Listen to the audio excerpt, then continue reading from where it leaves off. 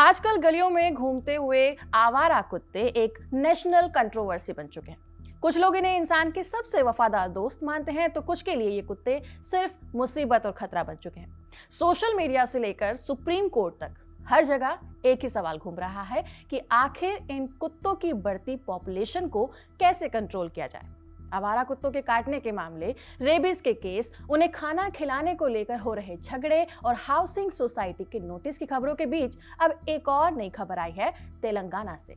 एक ऐसी खबर जिसने इस बहस को एक अलग रूप दे दिया है, जहां सिर्फ एक हफ्ते के अंदर कई गांवों में लगभग 500 आवारा कुत्तों को जहर देकर या इंजेक्शन लगाकर सिर्फ इसलिए मार दिया गया ताकि ग्राम पंचायत के चुनाव में किए गए वादों को पूरा किया जा सके। आखिर ये मामला क्या है और ये सब कैसे हुआ, जानेंगे इस वीडियो में।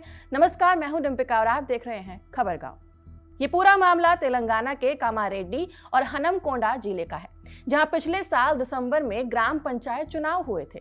इस दौरान कुछ उम्मीदवारों ने आवारा कुत्तों और बंदरों की समस्या से निपटने का वादा किया था। अब अपने किए वादे को पूरा करने और जनता के बीच अपनी धाक बनाने के मकसद से कुछ ही दिनों के अंदर कुत्तों को मारना शुरू कर दिया गया। सरपंचों ने कुत्तों को मारने के लिए जहरीले इंजेक्शन का इस्तेमाल किया और कुत्तों की हत्या के बाद उनके शव को गांवों के बाहर दफना दिया गया। इस पूरे मामले का खुलासा तब हुआ जब एक एनिमल वेलफेयर एक्टिविस्ट गौतम को वहीं के रहने वाले लोगों ने ये जानकारी दी। शुरुआत में ये बात अफवाह जैसी लगी, लेकिन वो सोर्स भरोसेमंद था। 12 जनवरी को गौतम ने बिना देर किए पुलिस में शिकायत दर्ज करा दी। शिकायतों में कुछ गांवों के नाम लिखे गए थे जहां कुत्तों को खत्म किए जाने की बात सामने आ रही थी। शिकायत के बाद गौतम खुद एक दोस्त के साथ उन गांवों तक पहुंचे ताकि अपनी आंखों से सच्चाई देख सके। वहां उन्होंने देखा कि मंदिर के पास और गांव के बाहर कई कुत्तों के शव पड़े हैं। कुछ को आधा जमीन में दबा दिया गया था, तो कुछ वैसे ही खुले में पड़े थे।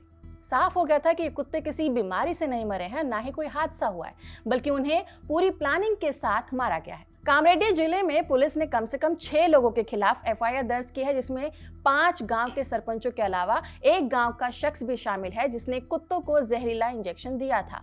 ऐसे ही हनमकोंडा जिले में ये संख्या और ज्यादा बढ़ गई थी। वहां 9 लोगों के खिलाफ केस दर्ज हुआ है, जिसमें 2 महिला सरपंच, उनके पति, ग्राम पंचायत सेक्रेटरी और कुछ एक गांव के लोग भी शामिल हैं।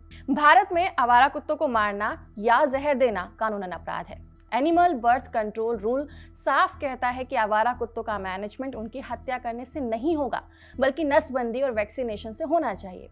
कानून के मुताबिक सिर्फ उन्हीं कुत्तों को परमिशन के साथ मारा जा सकता है जो बहुत ज्यादा बीमार हो या फिर जिनके ठीक होने की उम्मीद ना हो, और वो भी तब जब जानवरों का डॉक्टर लिखित में इस बात को कहे।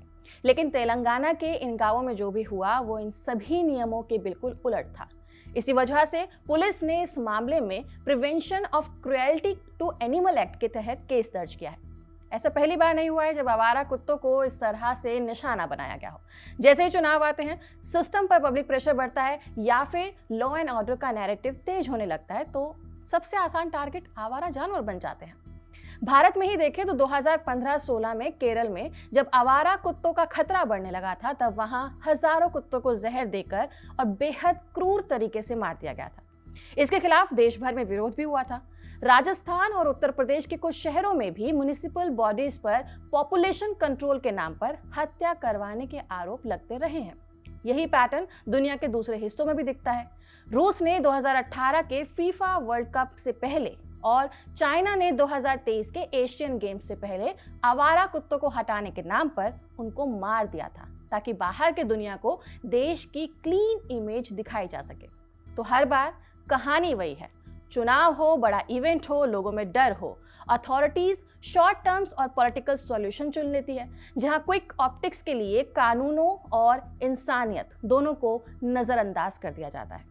इस बात में कोई दो राय नहीं है कि कुछ जगहों पर कुत्तों का आतंक बढ़ता जा रहा है, जिसके लिए एक्शन लिया जाना जरूरी है।